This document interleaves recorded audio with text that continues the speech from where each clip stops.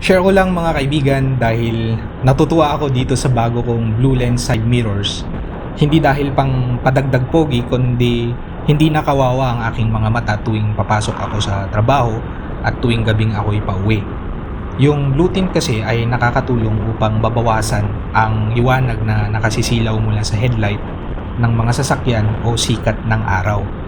Unlike sa stock side mirrors na white lens, yung reflection sa blue mirror ay softer at yun nga hindi gaanong nakasisilaw, which is mas comfortable para sa akin as a rider.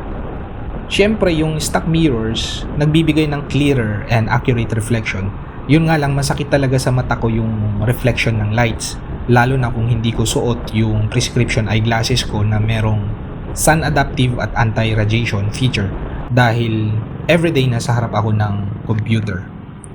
Kaya para sa akin, ang blue lens side mirrors ay beneficial for driving at night or in bright conditions dahil sa kanilang glare reducing properties for visual comfort habang nagmamaneho. Ilalagay ko yung link sa description box para makapag-order din kayo kung gusto nyo.